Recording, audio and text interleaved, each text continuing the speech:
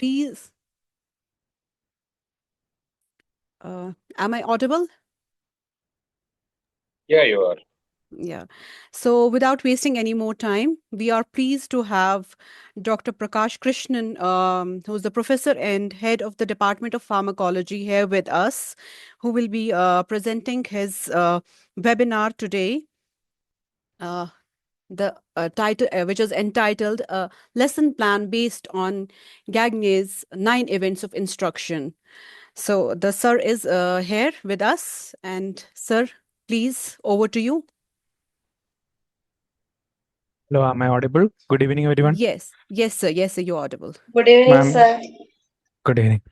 Ma'am, can I share the screen? Yes, sir. Please share your screen.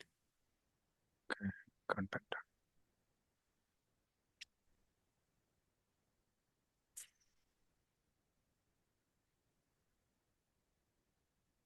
Yes, sir. We can see your screen. Loading.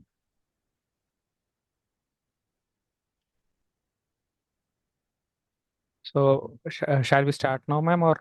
Yes, sir. Sir, I think we are all set to go. No, I'm audible, right? Yes, sir. You're audible. Screen is visible, right? Yes, screen is visible, sir. So, good evening, everyone. So, Good.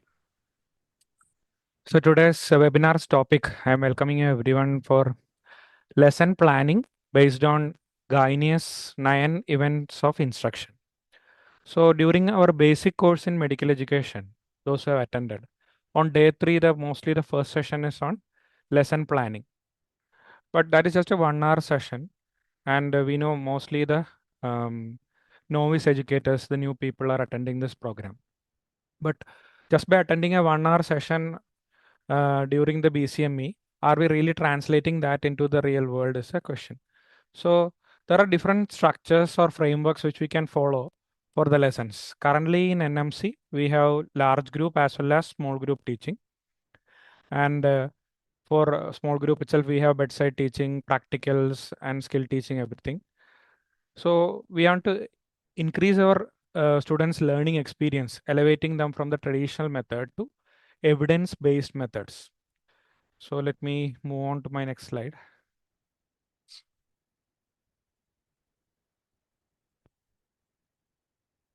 So what we see here, what the NMC is trying to address starting from 2019 is trying to bridge this gap. You can see here on one cliff, we have a big book where the students have very good cognitive power. They memorize all the facts. You conduct a theory exam. They might recall all the facts. They write it down very well.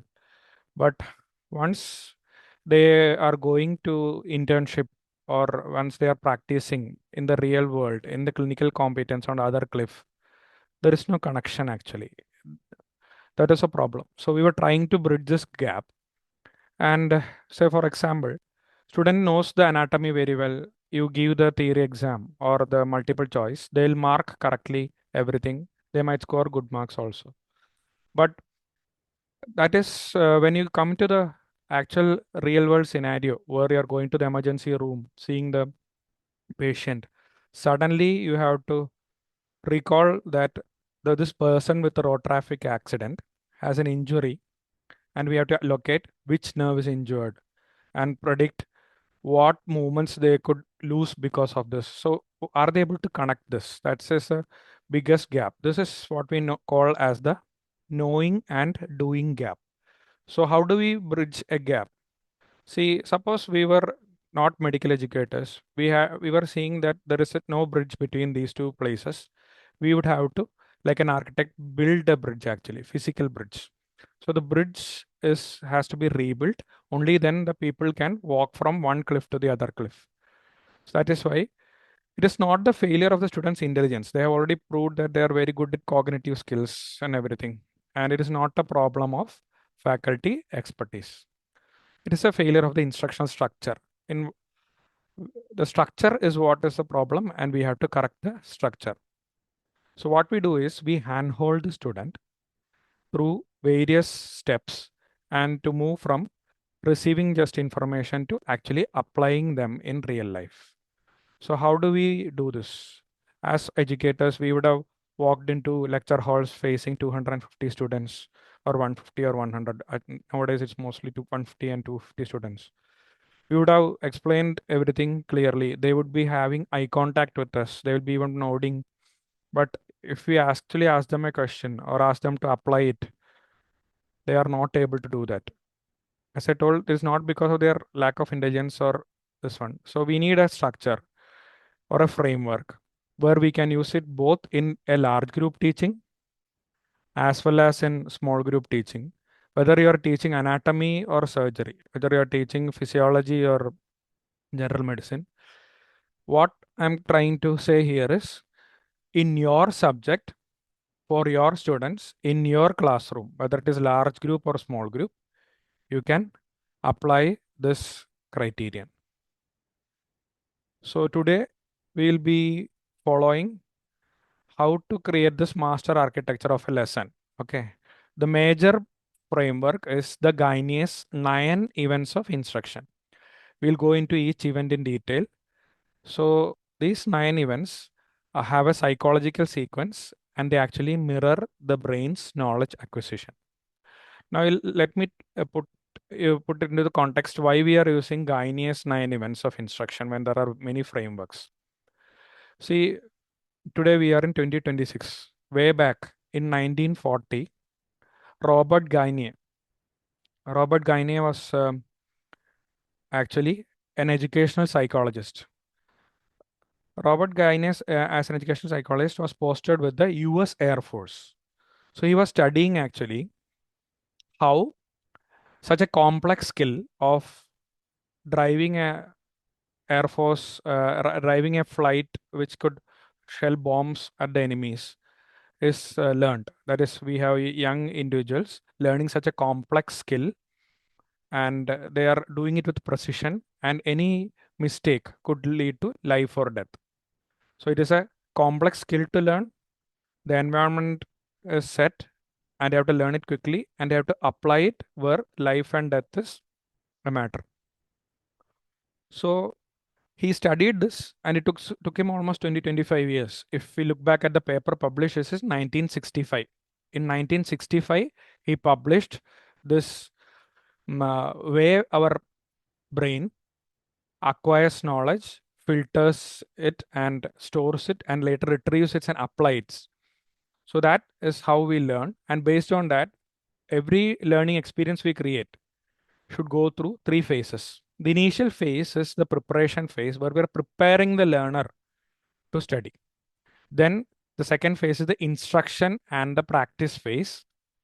And the third phase is the assessment and transfer. These 3 phases, we'll break it down into 9 events. That is a basic structure given by Robert Gagné. What is trying to, so we are teaching medical science. So we need a scientific evidence-based method for creating this learning experience and teaching as well. So one such framework is Gagné's 9 events framework.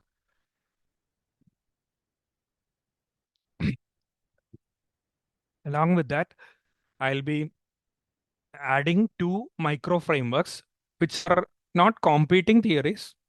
They actually slot well into this Gagné's masterboard. One is the Richard Feynman technique. Another is the patents for step method. They slot in perfectly. So let us go into each of them one by one.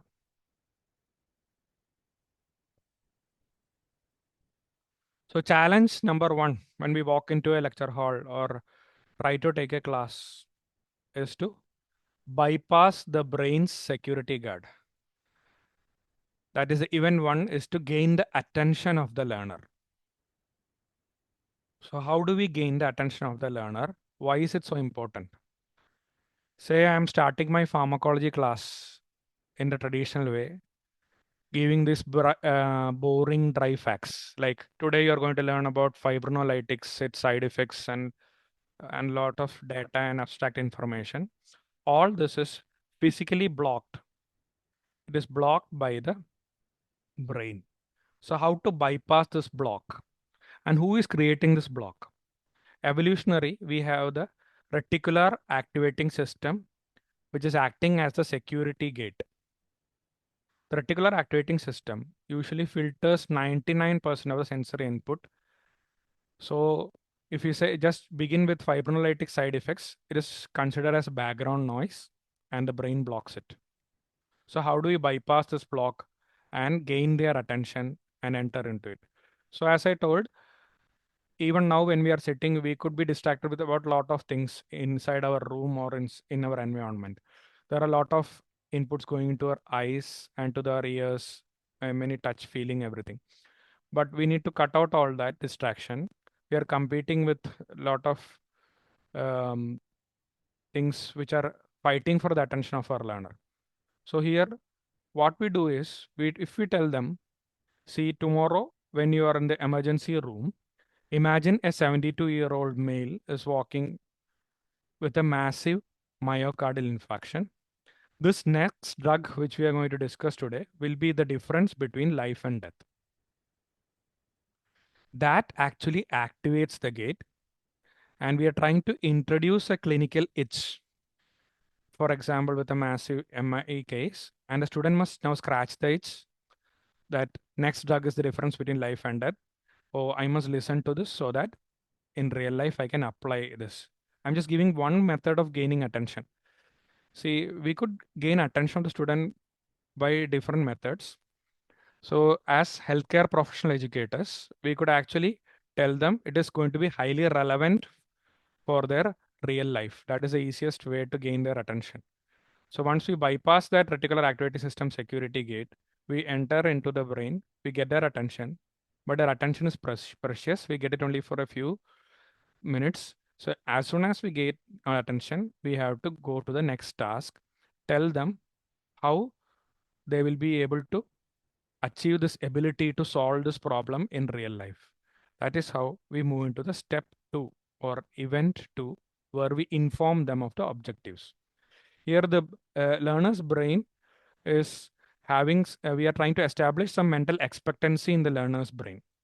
Traditionally, when we write lecture objectives, it used to be vague and unmeasurable, like this figure where we cannot see anything. Suppose we are taking an anatomy class to the 17-year-old just who finished biology and came, understand brachial plexus. So this understand is vague, cannot be measured.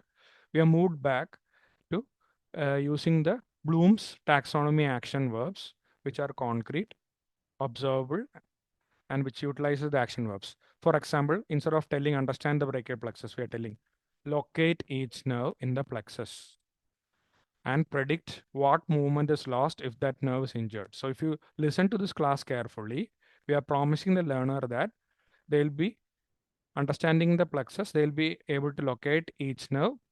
And if a particular nerve is injured, then what movement will be lost can be predicted.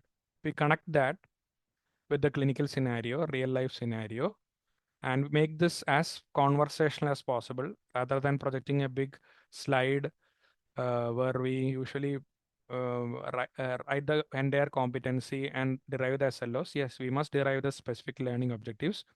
Use these Bloom's taxonomy action verbs. We must do that. But we must actually be making it more measurable and concrete and make it conversational. Avoid jargon here. Okay. So we have gained their attention, informed them of the learning objectives. That is basically we have tell them where we are going to go. But the next part is to create a mental velcro for new information. Event 3 is stimulating recall. So first event we gain their attention. Second event we have informed them of the objectives. And usually we directly jump into delivering the content for each objective. But just before that, we need to stimulate the recall of prior learning. Say, for example, they already have an existing anatomy knowledge as shown here in the figure. We have a gray anatomy knowledge. To that existing anatomy, we are attaching new pathology knowledge.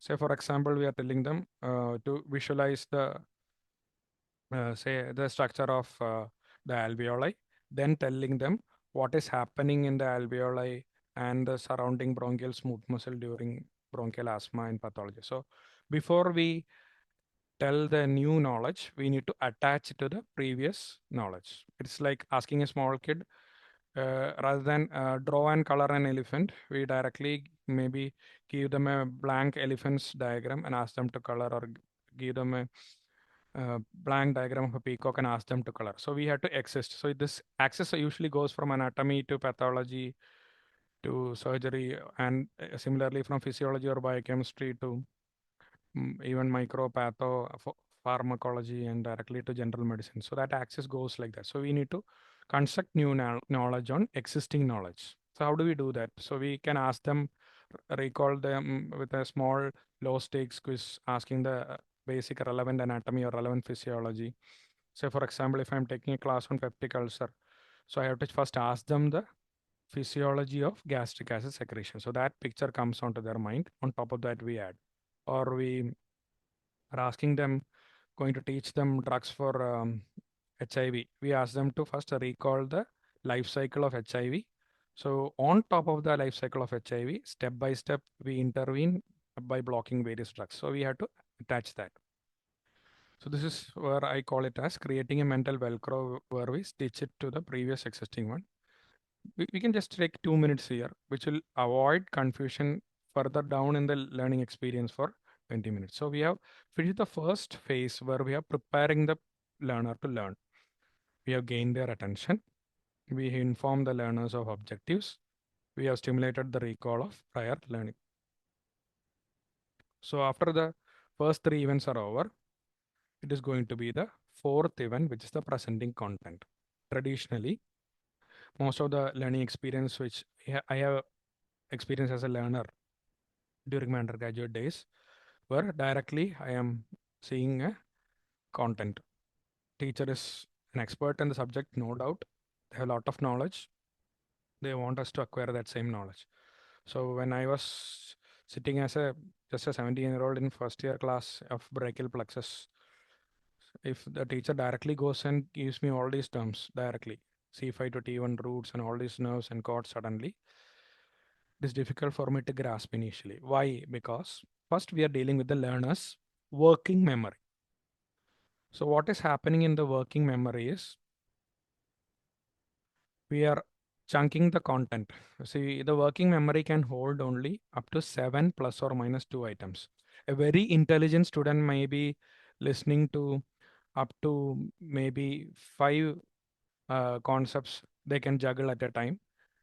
And the most brilliant may be able to juggle maximum up to 9 contents at a time.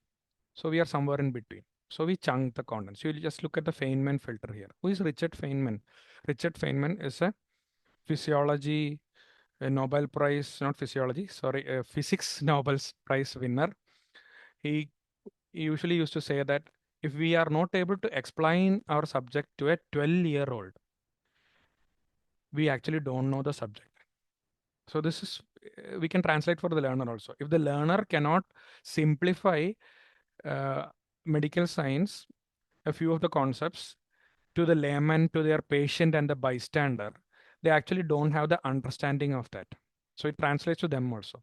So what we are trying to do here is, instead of starting with all the Greek words in the initially, we will give it them with an analogy. So here what they are suggesting here is, for example, we are telling, imagine brachial plexus is like a highway system. And we less like a highway has many merging lanes and exit routes. So there we have trunks, cords, and nerves. So if there is a trunk going above, it is called a superior trunk. Going below is inferior trunk. So we are telling the familiar words and then adding the later layering the medical terminology. Say for example, I am trying to take a class on local anesthesia. And if I directly tell them that your local anesthetic is having membrane stabilizing property and that is its mechanism of action, it's not easy for them to visualize and grasp this. So how do we do that? So for example, I tell them, imagine the lecture hall we are sitting is a cell. It's the peripheral nerve cell. And the door of the hall is a sodium channel. So initially when the class started, the door was open.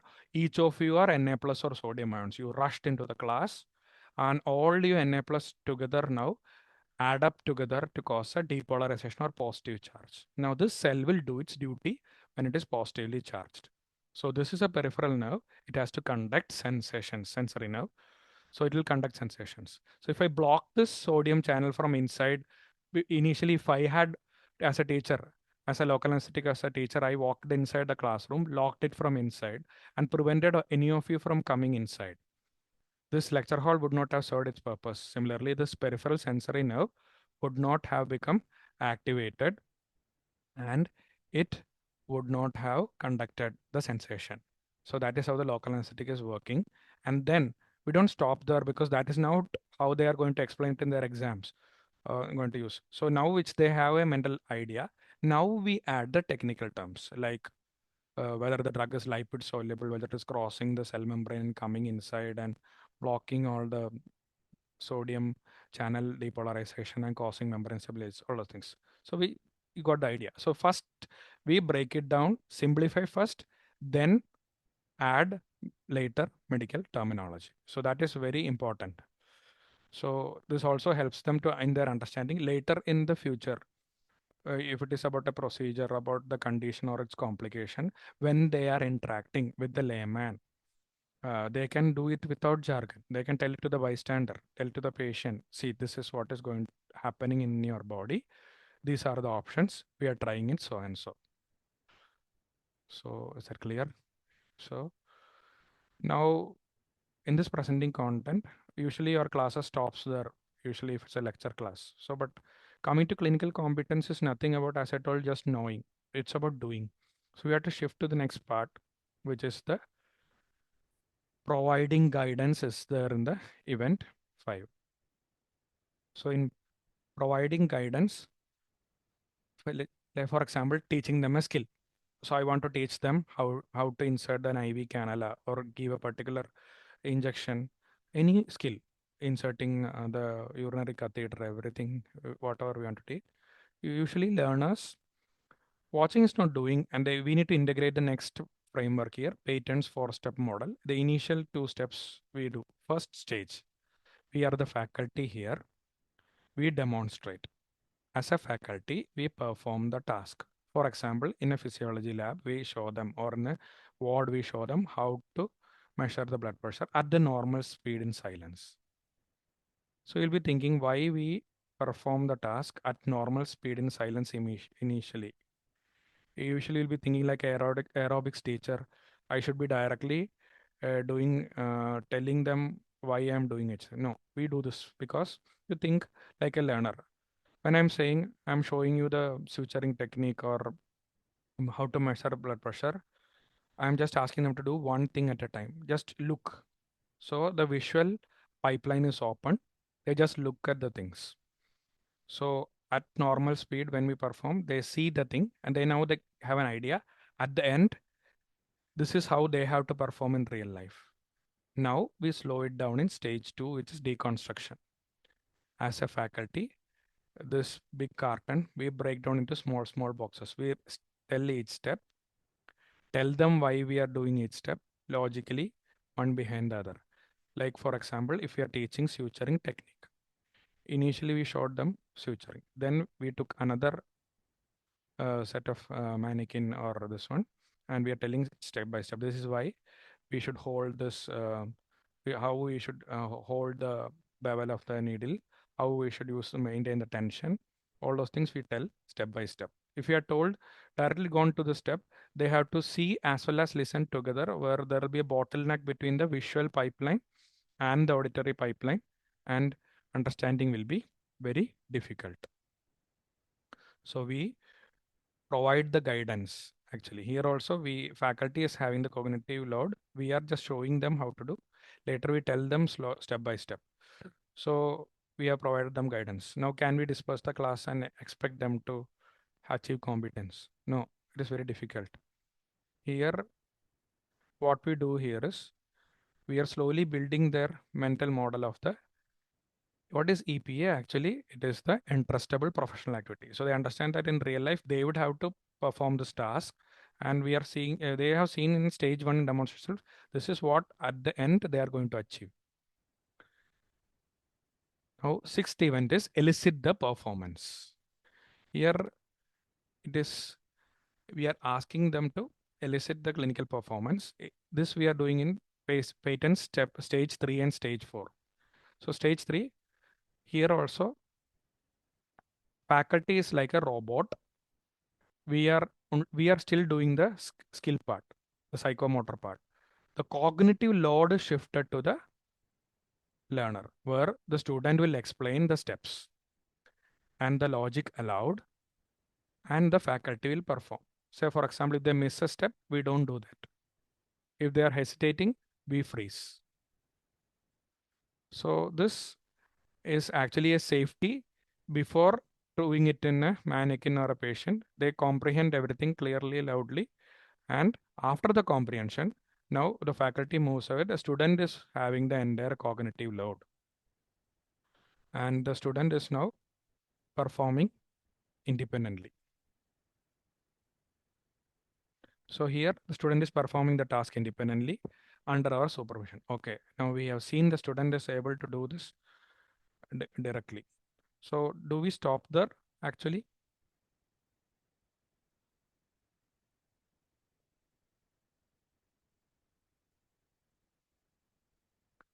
We don't stop there actually and disperse the class. So because as soon as student has performed, now next stage comes, which is the event 7, where we have to provide feedback. See, this is one traditional old method of giving feedback. Imagine the student is in a learning pathway and we tell them, no, what you have done is wrong. It's a dead end. The journey is over there. That learning stops there. We are we are requesting you to give explanatory reinforcement or a corrective loop. We are providing the feedback and telling the learner not just what are they right or wrong, but telling why that particular step was wrong and what they should do next. This is the part of formative assessment. So you start the formative with the first letter for. So it is for learning. We are giving this feedback so that the learner understand why they did a particular step wrong and what they can do next to correct it. So formative assessment part, here we are giving them providing a feedback, and this will address all the misconceptions which they had in the moment. So instead of telling that wrong, nerve you identified is wrong, we are going to tell them you identified the nerve correctly, but look closely at the pattern. So we can replace this with our own subject examples, whatever it is. So you've done one thing correct, but look closely. That is the attention to detail. What exactly went wrong? That small thing. Did you notice that? Now let us correct it. Then there is a course correction until they achieve. So if you see in competency, we are telling that when we are doing certifiable skills, let them keep on attempting until they come and achieve it correctly. So let them keep on doing until they progress. So this is the way we give feedback during the event 7. So everything is over. We are given feedback. Also, we cannot leave them because we need to assess their performance in event 8. So here we have completely removed the scaffolding. We are giving no support. This is an exam hall. We were coaching till event 7. Event 8 onwards, we are an umpire or a referee. We are actually looking at what they are able to do. We are shifting them from recall to independent application now. Actually, the assessment should align with what we have told in the objective. It must match an EPA rigor, the entrustable professional activity rigor for clinical demonstration if it is a skill part. So of course, cognitive domain, you can check with traditional exams and MCQ. Still, the student is only in the knows and knows how. This is the classic Miller's pyramid of competency.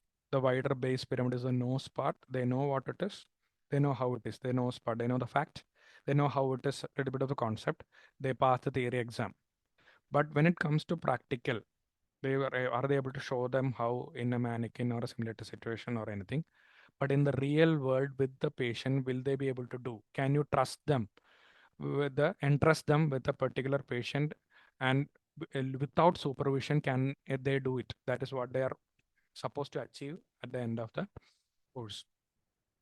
So that level we have to assess them later in the future. So that assessing performance is an important part in our bridging the gap till achieving the competence.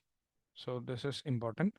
After giving feedback, we have to assess their performance. So try to achieve this area for most of the competencies, or especially the skills, to show us how, and later in the patient with the DUS level we have to go. Now the last and ninth event is enhance the retention. So exams are over, maybe they got certificate or anything, or the session is over. The problem is, the challenge is beating the forgetting curve. Can we beat the forgetting curve is the question. Why am I talking about the forgetting curve? So you see here in the x-axis there are time in days. In the y-axis we have the memory retention. This is that classical Ebbinghaus forgetting curve. We understood everything at the end of the lecture. After 7 days, 70% of the information is lost within a week. Why? Because this is the science of our brain. Our brain is a highly conservative organ. It tries to save energy. So until we use or apply what we have learned, it will delete it from the working memory. We will not shift it to the long-term memory. So we can give them, that is a single lesson is insufficient for long-term retention. So what we do, we give spaced repetition. So here the retention has come back to 100 only if we give spaced repetition of the same. We are asking them to apply this particular knowledge or skill which they have already learned. After exit, at least after 7 days, there is the peak time we have to do as a repetition or give them a clinical job aids which they can transfer long term into their real practice.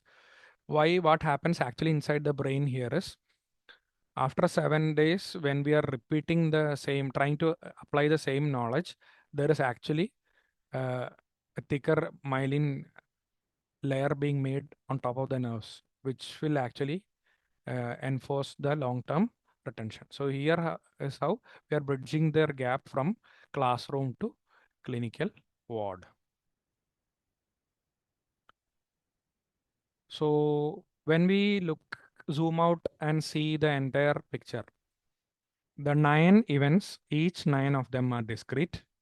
They are purposeful building blocks. This is not a rigid checklist. It's not like somebody is coming for an ACK inspection tomorrow or a quality inspection from the university or NMC, and you have to see that everybody made a lesson plan and they have written everything and you sign off. No, it is not a rigid checklist. It is not a ineffective thing. This is actually scientific, evidence-based. It is a highly adaptable architecture. Whether you teach anatomy in the morning or whether you teach surgery in the afternoon, respect of the subject which you teach, you can combine these cognitive phases, and this will guarantee that you are building a deep transferable clinical competence. So to summarize again, initially we need to gain their attention, hook the audience with engaging stories, maybe show animations, or ask them thought-provoking questions. Once we have gained their attention, we have gone past the security gate or the bouncer of the brain, the reticular activating system. Then we state them the objectives, what destination they are going to go. We are telling them using the actionable Bloom's verb, telling them clearly in simple conversational language. We are going to tell them this is where you are going to go in the next session, 1 hour or 2 hours. Then we bridging what is already there from their previous knowledge. We are stimulating the recall, linking the new info to prior knowledge by creating a mental Velcro, and we are going to learn to draw on the existing expertise. Then we do the presenting the content. That is the usual method. We definitely are good at presenting content. There also, I would like you to incorporate the Feynman filter, explain it as simple as possible to a peer. That is, chunk down the big, large, complex task into small bite-sized chunks, simplify it with analogies, then give relevant examples, and then, of course, add up the jargon and then make it complex. Simplify first, then complex. In the event 5, we are now providing guidance. If it is just a knowledge part where it would be applied for the theory exams or doing things, we can, as giving them mnemonic devices, study tips. We tell them how to learn. And if it is in the other job aids or checklists which we are usually doing, like anything like hand washing technique or anything which they have to do, job aids we can give and the material. Here we can give guidance in learning the skills by patterns 4 step. Initially we demonstrate actually what they're going to achieve. We deconstruct them slowly by breaking it down step by step. Later we ask them to perform. Initially they are only performing the cognitive part. They tell and we do. That is in the comprehension part. Then later they do alone. That is the execution part. Then we provide them feedback. What kind of feedback? Immediate feedback. We are not giving them feedback next week. We are giving them immediately. We are giving them a feedback, telling them why that particular thing went wrong or why they were correct, and then giving a corrective loop. Then we assess their performance. Here we are stepping back completely. There is no scaffold, there is no support. uh, we are basing on the objectives, we are assessing them across the Miller's pyramid, starting from knowing the fact, knowing how the concepts are, showing how these skills are done, and finally up to doing it on a patient level if possible. We are trying and assessing their mastery, we are measuring it. Then for enhancing the transfer and retention to actual job, completely bridging, we use job aids and scenarios. We have to give spaced repetition, and then we do that and mirroring the performance in the real level. Now if somebody is a new person attending this, like somebody who is a postgraduate student or a young educator starting, if we are trying to implement all the 9 steps tomorrow morning, 8 hours 8 a.m. class or very next class, it is very difficult. So I'm giving you a simple task. Think of any topic, construct your next lesson. You just do one thing. Your first action is apply just one event to your next lecture. Just one event. Because transitioning to competency based or evidence based medical education does not require rewriting your entire curriculum overnight. You just shift your focus from content coverage. Stop being the sage on the stage where you're broadcasting your knowledge, reading the slides like what to say, a news reader and walking off. Don't do that. Shift your approach from cognitive coverage. I covered all points, that kind of idea. You shift that and go for cognitive support. Basically, your idea is to help them learn, help them learn step by step. That is our task. Say, for example, next class, you just try even one alone. Maybe design a life or death clinical hook to activate the reticular activating system. Or you just go to the step 4 where you choose the most complex topic in your subject, apply the Feynman filter, and try to simplify. So give them a context, then slowly add the medical jargon and build the concept. Future, you can slowly integrate additional events over subsequent lectures. Future, you can also collaborate with your peers in the department and create a full module redesign. So what happens is module redesign, what I'm explaining is mostly what happens in the practical teaching. Suppose in your in basic science, you would already having a list of topics covered in your practical record, and those sessions will go on like that. And for uniformity in the small groups, every teacher has to do in the same way. So that time all the teachers sit together and tell that, we are not going to show them a PowerPoint of how to insert IV cannula. We are going to give the mannequins, give all the required things, and ask them to actually do it step by step. Using patents method, we will demonstrate, then we will deconstruct, they will comprehend, and then they will elicit the independently, then we give feedback, all those things. So we plan that. So structured lesson planning will actually save your time. It will reduce the confusion for the learner and builds better doctors. So I've covered the topic. I wanted to show a small video if there is time. Yeah. Yes, sir, we have almost 20 minutes. Just a 3-minute video I'll show you. Sure, sir.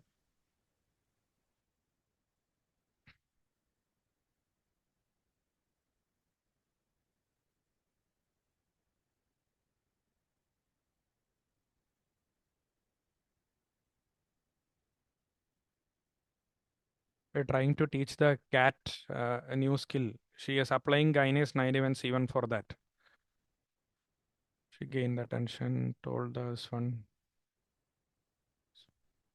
She's showing finally this is what you have to achieve. They're showing the content, presenting the content.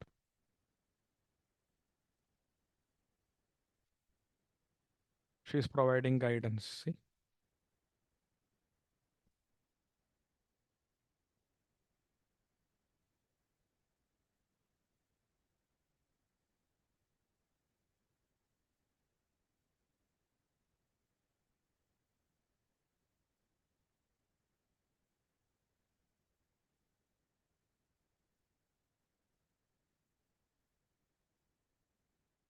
So she is using two cats, just like we have multiple learners of different capacity. And we go to step 6, where they're eliciting their performance.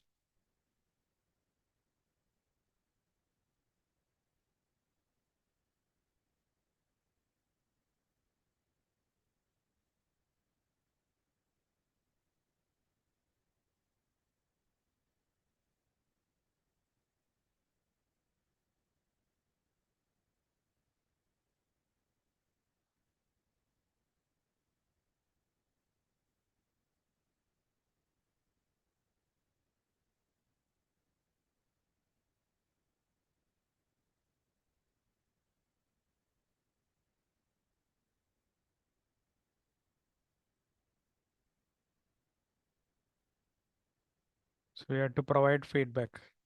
See, she's patting the cat. So some of the students or learners require that too.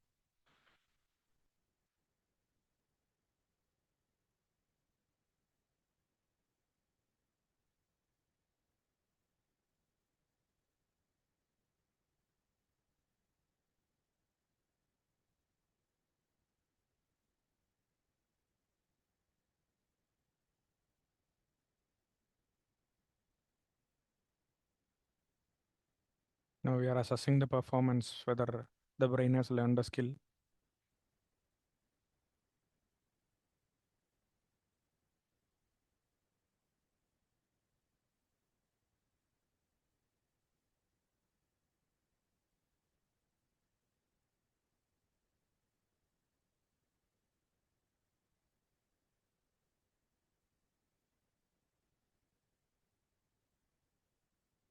As I told, it is applicable to any kind of learning of any new skill. Where as learners, lifelong learners ourselves, whenever we are trying to achieve a new skill, if we try to structure our learning experience through these 9 events, it is more useful for us. Thank you. Thank you so much, sir. Uh, if there are any questions from the participants, the questions are welcome. You can unmute yourself and ask if there is anything. Thank you, Dr. Prakash. I'm Dr. Mary from Physiology Department. Thank you, ma'am. So it was an excellent presentation, very systematic. One or two points I'd like to add. Not add, stress. Sure, ma'am. That is, when they are doing the practical or clinical skill, it is very important that they should have a cognitive background. Yes, yes. What the students are lacking nowadays is they compartmentalize. Okay. Yes. So incorporating their knowledge with the practical application, that is very important, and we have to stress that in the class. That is Yeah, one ma'am. thing. Another thing, for the reinforcement, practically, is it are we able to do that at that spacing? Yes, ma'am. Actually, during my postgraduate days, when I was a postgraduate student, those students, the previous week, if they had 2 lectures, the same topic, they had to learn and come for the next week's small group hour. We used to discuss that. It was called as tutorial in our college that time. So apart Okay, from that the is, lecture hour and practical hour, we had a separate 2 hour small group. So that small group, they used to learn last week's topic and come back, and we used to reinforce. Even okay. if we suppose, ma'am, in physiology you are having a 2 hour practical session, sometimes some topics don't take 2 hours. So maybe you Yeah. can structure like initially 15 minutes or 20 minutes you can just use it for recapping last week's lecture or something in small groups, and then go to the actual practical for that week if time permits. You can structure it like Okay. that. Okay. Especially from the undergraduate point of view, are we able to repeat it? One thing I thought was using the mannequin and let them take the responsibility themselves. They can repeat it on the mannequin. That will be easier and more feasible. What do you think? Definitely, they can do that, ma'am. That is what when we have suppose, for example, here in pharmacology in my department, we have a list of exercises or competencies. So we have mapped out for the entire year. So they have actually now finished, the second years have finished one round of all the practicals. So this Okay. week, again, the second round comes. So when the second round comes, we are actually, it is like, ma'am, they're doing the different routes of administration on the mannequin. We are completely not doing it in the patent step now because we have done that all the 4 steps previously. Now they are directly doing the step 4 and we are completely looking back for the entire 2 hours. So Yeah. they keep on trying, ma'am, as you told. Now they gain Oh, confidence. We tell them, that's what. this is a 10-mark checklist. When you do, we use this 10-mark checklist and then we will assess you. So until you are confident that you'll get 10 out of 10 for this checklist, you can keep on trying. We give them the space. As ma'am you told, we give them Yeah. free. We tell them mannequin is there, this is there. We just, any doubt is there, we are here. But they are doing it completely free. So, as you told, ma'am. It gives them a lot of time to learn. Definitely it gives them time. Thank you. Thank you. Prakash sir. Yes, ma'am. Sir. Yes, sir. Yes, sir. Sir, we can go for the modify patterns method also, where peer also have to review, so give feedback. Yes, sir. So the peer also have thought process because I have to give feedback. They are more concerned while we are giving teaching or while we are giving information to them. Sure, sir. Peer feedback, it definitely works, sir. Maybe for postgraduates, definitely in workplace place assessment where there is a 360-degree feedback helps. Undergraduate, maybe for the first, when we are introducing say it is my first week of doing a mannequin, maybe first week, yeah, definitely peers can do this. As you told, if suppose we have 12 students sitting around a mannequin, student 1 is performing, other 11 students you can look at the checklist, they can think themselves as assessors and they can actually give feedback. As you told, you have missed introducing yourself, you have missed taking consent from the patient, you have this. Yes, sir, definitely we can And do. while that student coming for the performance, by default they get some improvement because previously they are work as an assessor. Definitely, sir. That is what exactly. Yeah. So if we are a group of 12 students, the 12th student has already gone through the checklist 11 times when previous 11 people performed. They look like assessor. They are thought like an assessor. 12th time when they are coming, they are very confident. Definitely they are confident, sir. Thank you. Valid points. Definitely we can include.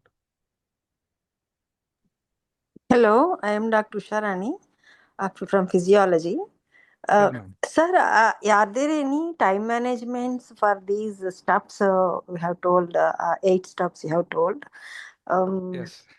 Yes, ma'am. We can, like, for example, suppose I am, this is the 9 steps, ma'am. So, yeah. So you're thinking about a 60-minute lecture. Can we do all these 9 steps? That Yes. is your question, right, ma'am? Yes, yes. So let me try, ma'am. So initial 2 minutes, suppose we try for gaining attention. Okay. Another 2 minutes for telling the objectives. Okay. We can go up to 6 minutes or 5 maximum. Again, 2 to 6 minutes. Again for simulating recall. It still takes only 10 minutes. So we are priming the learning. Then we deliver our content. Here again, I'm stressing, we are not trying to tell we are experts on the subject. We have learned the subject 3 years as master's degree. We have a lot of knowledge. We cannot tell all of that to the student now. So we are actually trying to stick to the objective. In 1 hour, what we can able to achieve according to the objective, we are presenting the content maybe 20 minutes, ma'am, 20-25 minutes again. Okay. Then in a lecture means we have to again give them guidance regarding how they can learn this part, knowledge part. If it is a practical session, again, we have, instead of 1 hour, maybe having at least 2 hours. So Yeah, we have it's a plenty of, practical section, no problem. Time will be there. yes, For a if it is theory like class only. theory class also, till now we have reached here half an hour. Maybe if you present a content for 40 minutes, still 50 minutes only we have reached. Even though These, there is 60 minutes, half of one fourth of time will be gone to the attendance and all that. even So, that, even for attendance, we can use Feynman chunking method, ma'am. That what I do is oh, like, okay. instead of taking a roll number attendance for 1 to 50, I ask roll number 1 to 10 to stand up. They'll Oh, stand okay. up within 2 seconds, ma'am. You can Oh, count in your mind 10 people, okay. or we can just call out fast. Then Okay. we can finish it fast. In 10, we can understand. Then, and one more advantage is learners are not so confident to stand up and give proxy. Okay, sir. Okay. So they can do that. Attendance can be done. So that's what I'm doing. We can trying to apply these Mm. techniques for everything, ma'am. We can chunk it down. Then we Okay. can give the LC performance. Like for example, NMC 20 marks, 20% in each paper is now multiple choice. We can project a multiple choice in our lecture and ask them to tell the answer. That is also kind of for the cognitive part performance, ma'am. Okay, sir. Okay. Yes, all those things we can do, ma'am. Maybe 8 and 9 is little, 8 is not possible inside the lecture. Yeah, or else we can ask them to write in a small paper, or Yes, ma'am. That is 2-point quiz or quiz also we can do. Yes, ma'am. Yes, all those things. And this and as I told, next week we can ask them. Tell them an assignment. Next week we actually recall that after 1 week, because immediately they will answer everything. Yes, After yes. 1 week, when we ask, that is just initial 15-20 minutes of your 2-hour small group, whether it is practical or a dedicated theory small group, you can at least ask the key concept from last week, ma'am. That we can enhance retention, spaced repetition. Okay, sir. Okay, sir. Thank you, ma'am. Thank you so much. Prakash, I am Dr. Annamukuran. I had left the field as I am 70 years, but even then, Adira sent me, so I entered. It was a good Thank you, Anna, ma'am. presentation. You know me. I Definitely, now ma'am. left because I am 70 years, but I like to hear, and I am very, very excellent performance. You are so happy at Thodupuzha. Yes, Yes, Adira ma'am. sent me. Okay. Thank you, ma'am.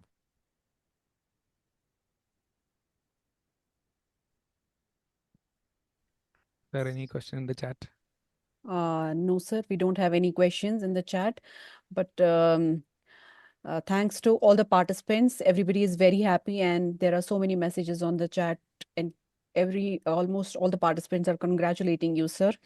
And everybody is very happy to have attended this session. And on behalf of the team, I would like to thank you, sir, for delivering an engaging and insightful webinar today. Your session was highly informative and provided valuable guidance for effective teaching. I'm sure that we'll be able to implement these steps in our future teaching and make our teaching more effective, and so that the learners can learn the skills and the lessons more effectively. Thank you so much, sir, for being here with us. Thank you, ma'am. Thank you so much. Thank you, sir. I'll be still here if anybody wants any questions. I can stay back. Yeah, sir, of course. But so far, what I'm seeing is everybody is very happy. So there are no questions on the chat. But in case any participant has any question, please you can unmute yourself and ask. Sir is here to reply. And I'll be typing my phone number in the chat. If anybody wants, they can ask. I can send you all the materials in future. Yeah. So there are some participants who would like to have the PPT, sir, if it's possible. Definitely, we can mail it, ma'am. Okay. I have put my phone number down in the chat now, so one can save it. Whenever you are trying to apply, if you have any problem, then I can help you out. Okay, thank you, sir. Thank you, ma'am.